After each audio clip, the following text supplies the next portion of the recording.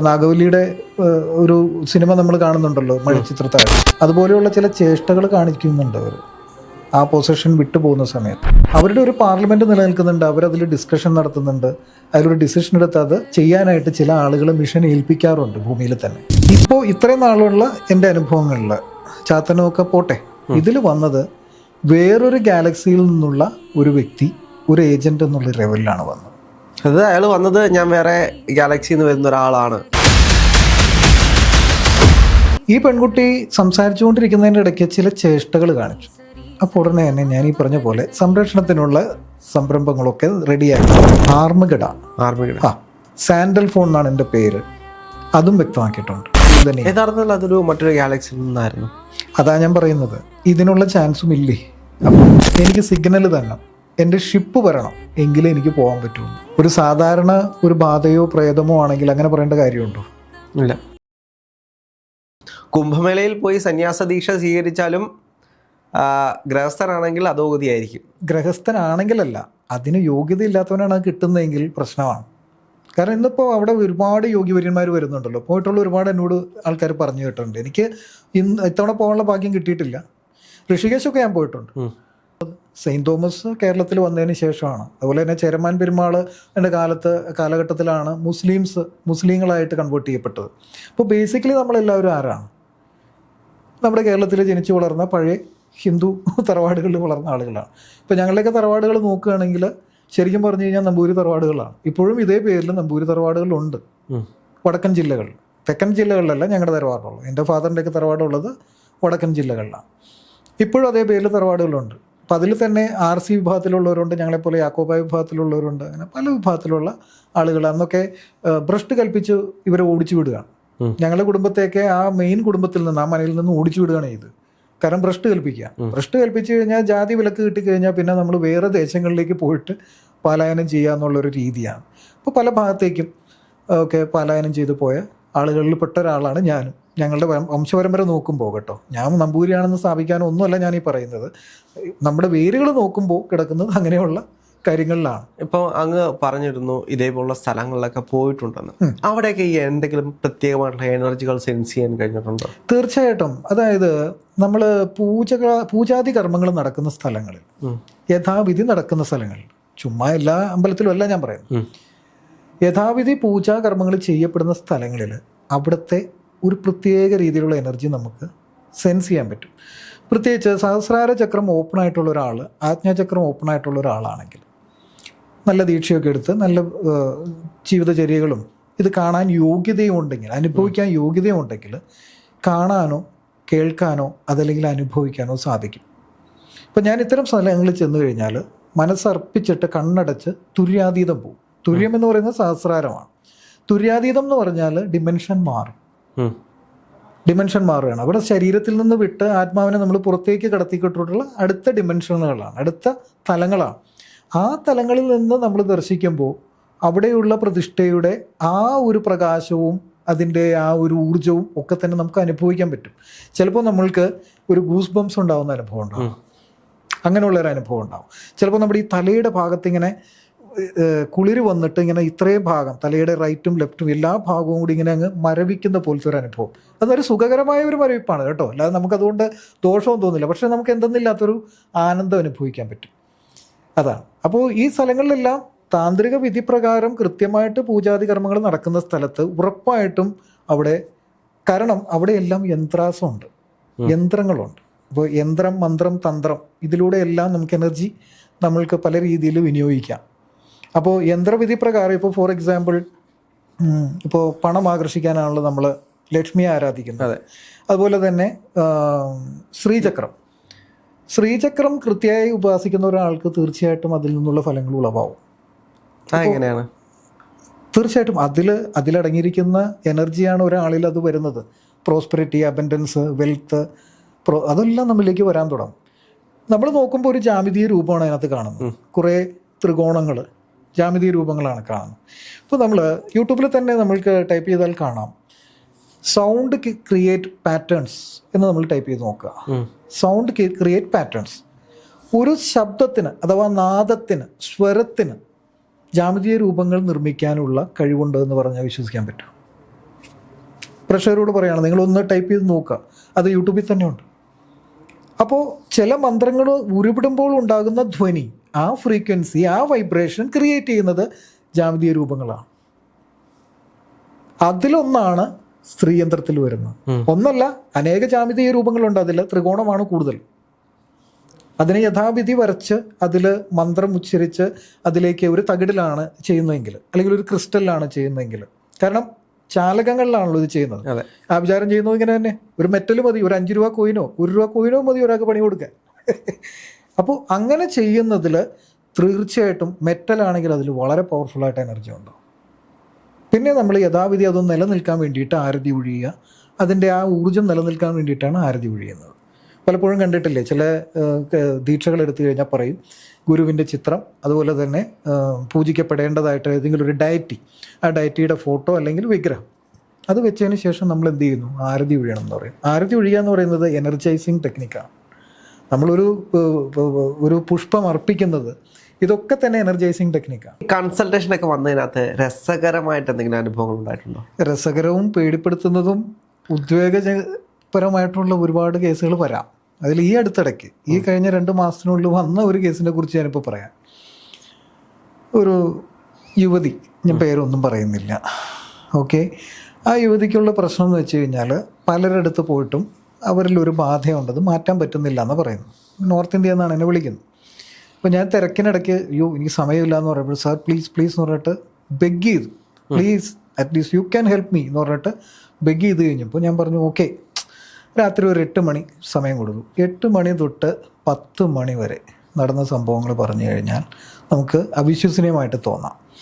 ഇപ്പോൾ ഇത്രയും നാളുള്ള എൻ്റെ അനുഭവങ്ങളിൽ ചാത്തനമൊക്കെ പോട്ടെ, ഇതിൽ വന്നത് വേറൊരു ഗാലക്സിയിൽ നിന്നുള്ള ഒരു വ്യക്തി, ഒരു ഏജന്റ് എന്നുള്ള ലെവലിലാണ് വന്നത്.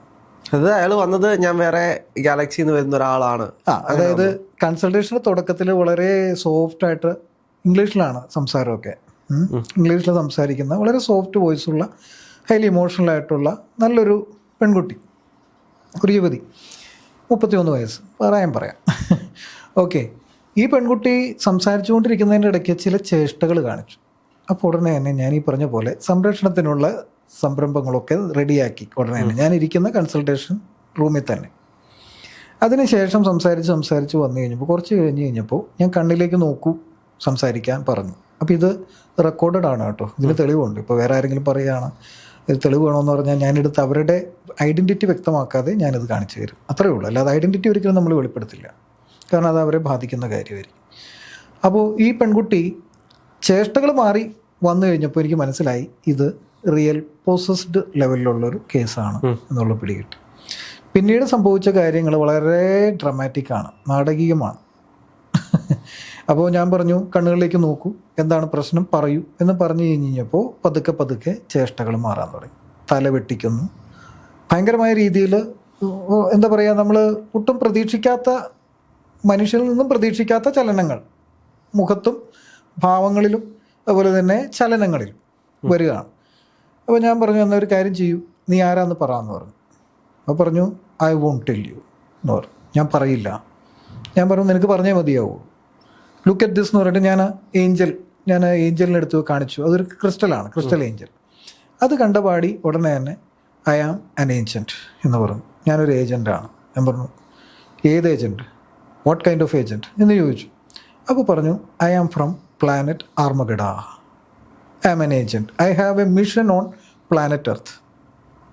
That's why I am residing within her. ഇവളിൽ ഞാൻ നിലനിൽക്കുന്നത് എൻ്റെ മിഷൻ പൂർത്തീകരിക്കാൻ വേണ്ടി ആർമഗഡ എന്ന് പറയുന്ന ഗാലക്സിയിൽ നിന്ന് വന്നിട്ടാണെന്ന് പറയുന്നത്.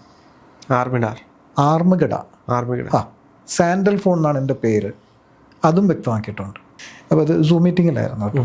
ഡിസ്റ്റൻസിലാണ് ഹീലിംഗ് നടക്കുന്നത്. പക്ഷേ ഡിസ്റ്റൻസിലും എനർജിക്ക് പോകാൻ സാധിക്കും. അത് വർക്ക് ചെയ്യുന്നതിന് വളരെ നല്ലൊരു തെളിവാണിത്. കാരണം അവിടെ ആ ഏഞ്ചലെടുത്ത് കാണിക്കുകയും അതിനുശേഷം അവർ കാര്യങ്ങളെല്ലാം തത്തമ്മ പൂച്ച പറയുന്ന പോലെ എല്ലാ കാര്യങ്ങളും പറയുക. പക്ഷെ പേടിക്കുന്നുണ്ട്. ഞാനിത് കാണിക്കുമ്പോഴല്ല അതിന് പേടിയുണ്ട്. ആദ്യം പറയും I won't reveal the name. യഥാർത്ഥത്തിൽ അതൊരു മറ്റൊരു ഗാലക്സിയിൽ നിന്നായിരുന്നു. അതാ ഞാൻ പറയുന്നത്, ഇതിനുള്ള ചാൻസും ഇല്ലേ. അപ്പോൾ വളരെ റെയറസ്റ്റ് ഓഫ് റെയർ ആയിട്ട് ഇതിനും ചാൻസ് ഞാൻ കാണുന്നുണ്ട്. കാരണം ഞാനത് പ്ലാറ്റിനം ഹീലിംഗ് എന്ന് പറയുന്ന ഒരു അഡ്വാൻസ് ലെവൽ ഹീലിംഗ് ഉണ്ട്. ആദ്യത്തെ ഹീലിംഗിൽ ഈ എൻറ്റിറ്റി മാറി നിൽക്കും. മാറി നിന്നിട്ട് പുറത്ത് നിന്ന് കളികൾ തുടങ്ങിയെന്നാണ് ഈ സ്ത്രീ പറയുന്നത്, ഈ യുവതി പറയുന്നത്. അങ്ങനെ വന്നപ്പോൾ ഞാൻ പറഞ്ഞു, എന്നാൽ ഒരു സെഷനും കൂടി നമുക്ക് ഇരിക്കാമെന്ന് പറഞ്ഞു. ആ ഒരു സെഷനും ഇതുപോലെ തന്നെ ഒരു 1.5 മണിക്കൂർ പോയി. അതിനുള്ളിൽ സംഭവിച്ച കാര്യങ്ങളെന്ന് വെച്ച് കഴിഞ്ഞാൽ വീണ്ടും ഇത് വെളിപ്പെടുത്തുകയാണ്. എനിക്ക് സിഗ്നൽ തന്നെ, എൻ്റെ ഷിപ്പ് വരണം എങ്കിലേ എനിക്ക് പോകാൻ പറ്റുള്ളൂ. ഒരു സാധാരണ ഒരു ബാധയോ പ്രേതമോ ആണെങ്കിൽ അങ്ങനെ പറയേണ്ട കാര്യമുണ്ടോ? ഇല്ല. എനിക്കൊരു അപ്പം എനിക്കറിയാവുന്ന സിഗ്നൽസ് എന്ന് പറയുന്നത് ആർമഗഡ ഗാലക്സി ആൻഡ്രോമേഡ ഗാലക്സിയിൽ നിന്ന് 20 ഏഞ്ചൽസിനെ, 10 പുരുഷന്മാർ 10 സ്ത്രീകളെയും ഏഞ്ചൽസിനെ വിളിച്ചിട്ട് ഭൂമിയിലേക്ക് കൊണ്ടുവരുന്ന ഒരു ടെക്നിക്കുണ്ട്, പ്ലാറ്റിനം ഹീലിംഗ് എന്ന് പറയുന്നത്. അഡ്വാൻസ് ലെവലിൽ ഇങ്ങനെയുള്ള ഹീലിംഗ് വരുമ്പോൾ നമ്മളത് ചിലപ്പോൾ പ്രയോഗിച്ച് കളയും. ഹൈലി പവർഫുള്ളാണ്. പ്ലാറ്റിനം റേസ് ആണ് അവിടെ നമ്മൾ ഈ എൻറ്റിറ്റിക്ക് കൊടുക്കുന്നതും സന്ദേശങ്ങൾ അയക്കുന്നതും. അപ്പോൾ എന്നോട് പറഞ്ഞു, ഞാൻ ആ സിഗ്നൽ അവസാനം പോകാൻ വേണ്ടിയിട്ടുള്ള സിഗ്നൽ ഞാൻ പറഞ്ഞു കഴിഞ്ഞപ്പോൾ ഈ പെൺകുട്ടി എന്നോട് പറയുന്നത് 10 തവണ അത് ചെയ്യണം എന്നാണ് എൻ്റെ മനസ്സിൽ ഈ എൻറ്റിറ്റി പറയുന്നതെന്ന് പറഞ്ഞു.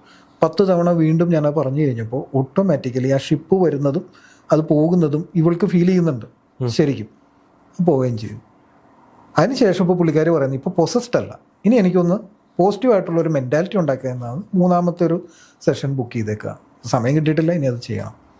അപ്പോൾ ആലോചിച്ച് നോക്കുക, നമ്മൾക്ക് ഇപ്പോൾ ഭൂതങ്ങൾ, പ്രേതങ്ങൾ, പിശാചുക്കളൊക്കെ നമ്മൾ പറഞ്ഞു, ആ വിചാരം നമ്മൾ കേട്ടിട്ടുണ്ട്, നമുക്ക് അനുഭവമുള്ളതാണ്. പക്ഷേ വേറൊരു ഗ്രഹത്തിൽ നിന്നൊരു ജീവി അല്ലെങ്കിൽ ഒരു അന്യഗ്രഹ ജീവി ഒരാളിൽ വരാൻ ചാൻസ് ഉണ്ടോ എന്ന ചോദ്യത്തിന് ഒരു ഉത്തരമായിട്ടാണ് ആ പെൺകുട്ടിയുടെ കേസ് ഞാൻ കാണുന്നത്. പക്ഷെ വലിയൊരു ചോദ്യമാണ് അത്. അങ്ങനെ മറ്റൊരു ഗാലക്സിയിൽ നിന്ന് ഒരാൾ ഇവിടേക്ക് വരിക, ഇപ്പം ഭൂതവും പ്രേതവും വരുവാണെങ്കിൽ മറ്റൊരു ഗാലക്സിയിൽ നിന്ന് വരുന്നതിന് അത്ഭുതമൊന്നുമില്ല. അതെ അതെ. പക്ഷെ നമ്മുടെ ഒരു ലോജിക്കൽ മൈൻഡിൽ അത് ചിന്തിക്കുമ്പോഴാണ് കുറേ ബുദ്ധിമുട്ടായി വരുന്നത്. ഈ ഹെർമെറ്റിക് ലോ എന്ന് പറയും. ഹെർമെറ്റിക് ലോ പ്രകാരം ആസ് എബോവ് സോ ബിലോ, മുകളിലുള്ളത് ഇവിടെയും താഴെയുള്ളതും ഒരുപോലെ തന്നെ. അതായത് ഭൂമിയിലുള്ളത് ആകാശത്തും ആകാശത്തുള്ളത് ഭൂമിയിലും. അപ്പോൾ ഇവിടെ ഉള്ളതൊക്കെ അവിടെ ഇല്ലേ, അവിടെ ഉള്ളതൊക്കെ ഇവിടെ ഇല്ലേ. ഹെർമെറ്റിക് ലോ കൃത്യമായിട്ട് പറയുന്നുണ്ട്. അത് നമ്മൾ വേദങ്ങളും ഉപനിഷത്തുക്കളും അതുപോലെ തന്നെ നമ്മുടെ പുരാണങ്ങളൊക്കെ എടുത്ത് നോക്കിക്കഴിഞ്ഞാൽ അറിയാം, മനസ്സിലായോ? ഇപ്പോൾ UFO കേട്ടിട്ടില്ലേ? UFO കണ്ടതായിട്ട് പലർ പറഞ്ഞിട്ടുണ്ട്. പല രാജ്യങ്ങൾ, റഷ്യയിൽ, സ്പെയിനിൽ, ഇന്ത്യയിൽ ഒക്കെ തന്നെ ഇതിൻ്റെ ഉദാഹരണങ്ങൾ കിടപ്പുണ്ട്. അപ്പോൾ UFO വന്ന് അന്യഗ്രഹ ജീവികൾ ഇറങ്ങുന്നത് വരെ കണ്ടിട്ടുള്ള ആൾക്കാർ അത് സാക്ഷ്യം പറയുകയും വീഡിയോ പിടിക്കുകയൊക്കെ ചെയ്ത് നിലവിലുണ്ട്. യൂട്യൂബിൽ തന്നെ നോക്കിയാൽ കിട്ടും. അപ്പോൾ ഒരു UFO വന്നിറങ്ങുമ്പോൾ ഒരാളിലേക്ക് വരാൻ പാടില്ലേ? വേണമെങ്കിൽ വരാം. അവർക്ക് ഇപ്പോൾ നമ്മൾ ഒരു ഹിന്ദി സിനിമ ഇറങ്ങി, അമീർ ഖാൻ അഭിനയിച്ചത് അല്ലേ, അത് സംഭവിച്ചുകൂടെ? ഞാൻ ചിന്തിച്ചത് അതാണ്. അങ്ങനെയും പൊസഷൻസ് വരാം. ഒരുപക്ഷെ ഞാൻ മനസ്സിലാക്കുന്നത് ഇത്തരം കാര്യങ്ങളിൽ വിശ്വസിക്കുന്നവർക്കാവാം അങ്ങനെ ഒരു പൊസഷൻ വരാൻ ചാൻസ് കൂടുതൽ. അല്ലാതെ അങ്ങനെ വരാമോ എന്ന് എനിക്കറിയില്ല. ഞാൻ മനസ്സിലാക്കിയെടുത്തോളം ആ സ്ത്രീയിലുള്ള ഒരു പൊസഷൻ എന്ന് പറയുന്നത് അന്യഗ്രഹ ജീവിയായിട്ട് ഈ സാൻഡൽ ഫോൺ എന്ന് പറയുന്ന ഒരു പേരിലാണ് പറഞ്ഞത്. അത് കൃത്യമായിട്ട് പറയുന്നുണ്ട്. അത് ഒരു തവണ പറഞ്ഞത് തന്നെയാണ് പിന്നെയും പറയുന്നത്. സെക്കൻഡ് സെഷനിൽ ഞാൻ ചോദിച്ചു ആരാണ് എന്താണെന്ന് ചോദിച്ചപ്പോൾ വീണ്ടും ഇതേ പേര് തന്നെയാണ് പറയുന്നത്. അപ്പോൾ അപ്പം തോന്നിയ ഒരു വികാരത്തിൽ വിളിച്ച് പറഞ്ഞതല്ല. അവരുടെ കോൺഷ്യസ്നസ് ലെവലിൽ ഈ പേര് വരെ അറിയാം വളരെ കൃത്യമായിട്ട്. അത് ഞാൻ ശ്രദ്ധിച്ചിരുന്നു. പേര് മാറുന്നുണ്ടോ, ഇനി വേറെ വല്ലവരും ആണോ എന്ന് പറയുമോ? അപ്പം നമുക്ക് സംശയിക്കാം ഇതൊരു ഹാലൂസിനേഷനാണ്, ഇവർ ചുമ്മാ പറഞ്ഞുണ്ടാക്കുന്നതാണ്. പക്ഷേ ഇത് നമ്മൾ ഹീൽ ചെയ്യുന്ന സമയത്ത് അവർ കാണിക്കുന്ന ചേഷ്ടകളും കാര്യങ്ങളും ഒക്കെ തന്നെ വളരെ വ്യക്തമാണ്. ഇപ്പം നാഗവല്ലിയുടെ ഒരു സിനിമ നമ്മൾ കാണുന്നുണ്ടല്ലോ, മഴച്ചിത്രത്താഴിൽ, അതുപോലെയുള്ള ചില ചേഷ്ടകൾ കാണിക്കുന്നുണ്ട് അവർ. ആ പൊസിഷൻ വിട്ടു പോകുന്ന സമയത്ത് അവർക്ക് സഹിക്കാൻ പറ്റുന്നില്ല, അത് പോകാൻ തയ്യാറല്ല. പക്ഷേ നമ്മൾ നിർബന്ധിച്ച് പറഞ്ഞു വിടേണ്ട അവസ്ഥയാണ്. എൻ്റെ ഒരു വലിയൊരു ക്രോസുണ്ട്, ക്രൂശിത രൂപമുള്ളൊരു ക്രോസുണ്ട്. അതാണ് ഞാൻ അവസാനത്തെ കൈക്ക് ഉപയോഗിക്കുന്നത്. അത് ഉപയോഗിക്കുന്ന സമയത്ത് ഇത് പോകുന്നത് ഞാൻ കണ്ടിട്ടുണ്ട് പലപ്പോഴും. ആൾ നേരിട്ട് വരുമ്പോൾ ഞാനിങ്ങനെ തലയിൽ വെച്ച് കൊടുക്കാറുണ്ട്. അതല്ലെങ്കിൽ നമ്മളത് സങ്കല്പത്തിലായ എനർജി അങ്ങോട്ട് സെൻഡ് ചെയ്യും. അപ്പോഴും ഇതേ അനുഭവം ഉണ്ടാകുന്നുണ്ട്. Energy can go anywhere. അപ്പോൾ ഹീലിംഗ് എനർജി എന്ന് പറയുന്നത് ഒരു എനർജിയാണ്. അത് യൂണിവേഴ്സിൽ നിന്ന് എടുത്തിട്ട് നമ്മൾ കൊടുക്കുന്ന ഒരു എനർജിയാണ്. അപ്പോൾ സൂര്യപ്രകാശത്തിന് ഇവിടെ വരുന്ന എനർജിയെ നമ്മൾക്ക് സോളാർ പാനലുകളിൽ നമുക്ക് ശേഖരിച്ച് വയ്ക്കാൻ പറ്റുന്നില്ലേ എന്ന് പറയുമ്പോൾ എത്രയധികം ഗ്രഹങ്ങൾ ഈ ഗാലക്സിയിലുണ്ട്, എത്ര വേറെ അധികം ഗാലക്സികൾ നിലനിൽക്കുന്നുണ്ട്. അപ്പോൾ അതിലൊന്നാണ് ഇപ്പോൾ ഞങ്ങൾ പ്ലാറ്റിനം ഹീലിങ്ങിൽ ഉപയോഗിക്കുന്ന ഏഞ്ചൽസ് എന്ന് പറയുന്നത് ആൻഡ്രോമേഡ ഗാലക്സിയിൽ നിന്നാണ് എടുക്കുന്നത്. അത് ലോർഡ് സെയിൻറ്റ് ജെർമൻ്റെ ടെക്നിക്കാണത്. ലോർഡ് സെയിൻറ്റ് ജെർമൻ വഴി ഒരു ലേഡിക്ക് ബോധ്യപ്പെട്ടിട്ട്, ഒരു വെസ്റ്റേൺ ലേഡിയാണ്, അവർ കൊണ്ടുവന്ന ഇതാണ്. അവരെ വിളിക്കുന്നതിനൊക്കെ ഒരു ചര്യയുണ്ട്. നമ്മൾ വിളിക്കുന്നത് ആദ്യം ഇൻവോക്ക് ചെയ്യുന്നു, ലോർഡ് സെയിൻറ്റ് ജെർമനെ ഇൻവോക്ക് ചെയ്ത്, അത് ഈ മഹാത്മാ ശംബാല എനർജി ഫീൽഡിലേക്കൊക്കെ പോയിട്ടുള്ളവർക്കാണ് ഇത് പറഞ്ഞാൽ പെട്ടെന്ന് മനസ്സിലാവുന്നത്. ശംബാലയിൽ പോയിട്ടുള്ളവർക്ക് ഇത് പെട്ടെന്ന് മനസ്സിലാവും. അതായത് മഹാത്മാ ശംബാല എനർജി ഹീലിംഗ് ഉണ്ട്, അതൊരു പ്രത്യേക എനർജി ഹീലിംഗ് ആണത്. അവിടെ എന്ന് വെച്ച് കഴിഞ്ഞാൽ ശംബാലയിലുള്ള ഗുരുക്കന്മാർ, അതായത് മഹാവതാർ ബാബാജി അടക്കം ജീസസ് ക്രൈസ്റ്റ് അടക്കമുള്ള വിശുദ്ധന്മാരെല്ലാവരും അടങ്ങുന്ന ഒരു പാർലമെന്റ് ആയിട്ടാണ് അതിൽ പറയുന്നത്. വേൾഡിൽ, നമ്മളുടെ ഈ ലോകത്ത് പല നെഗറ്റീവായിട്ടുള്ള സംഭവങ്ങൾ നടക്കുമ്പോഴും ഇത്തരത്തിലുള്ള ഈ വിശുദ്ധന്മാരായിട്ടുള്ള ആളുകളൊക്കെ തന്നെ ഒരു ഹൈറാർക്കിയിൽ നിലനിൽക്കുന്നുണ്ട്. മഹാവതാർ ബാബാജിയും അതുപോലെ തന്നെ ജീസസ് ക്രൈസ്റ്റ്, ബുദ്ധ, അങ്ങനെയുള്ള ആളുകളെല്ലാം അവരുടെ ഒരു പാർലമെൻറ്റ് നിലനിൽക്കുന്നുണ്ട്. അവരതിൽ ഡിസ്കഷൻ നടത്തുന്നുണ്ട്. അതിലൊരു ഡിസിഷൻ എടുത്ത് അത് ചെയ്യാനായിട്ട് ചില ആളുകൾ മിഷൻ ഏൽപ്പിക്കാറുണ്ട് ഭൂമിയിൽ തന്നെ.